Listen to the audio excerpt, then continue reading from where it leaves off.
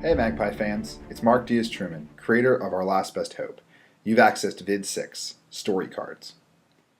Now the game of Our Last Best Hope revolves around story points, a resource your character can use to activate role abilities or to jump into a role that you're not currently involved in. Now in order to generate story points, you'll need to use your story cards, one of the final steps of character creation. At the end of working on touchstones, each member of your group should have told the rest of the group who their character is, why they're on the mission, what they brought with them, and what they left behind. And now that you know the other characters, it's time to build some relationships. First, you'll create a sane card. Sane cards are used to describe someone on the crew who keeps you sane, someone whose hard work and thoughtfulness keeps you from going over the edge, or maybe somebody who just stands up for you. Whatever relationship you might want to have, you don't have to describe it right now. All you have to do is pick one of the characters and say, "You keep me sane."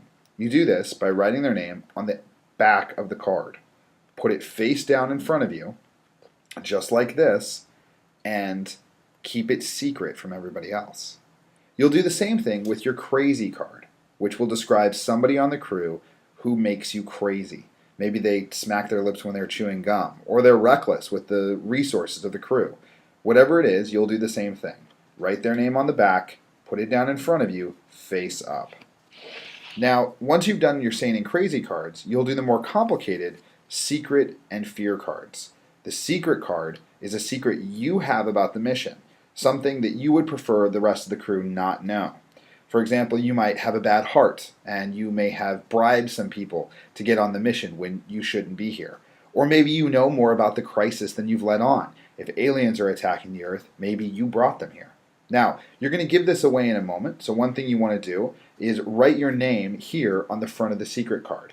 So for Jorge's card, we might just go ahead and write Jorge right on the front, just like this.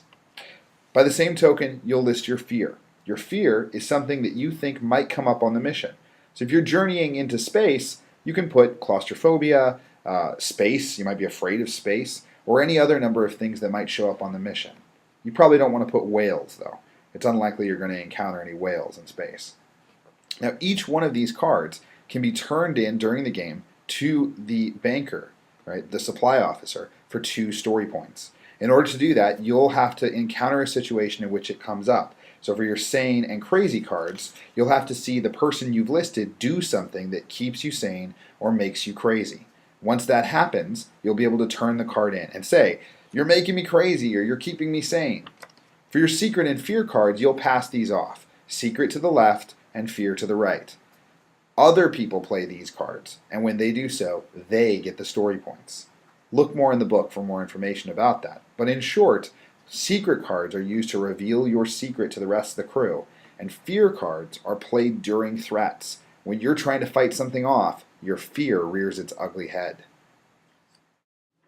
When you've created your sane, crazy, secret, and fear cards, and passed your secret to the left and your fear to the right, go ahead and place all the cards in front of your character sheet as shown here.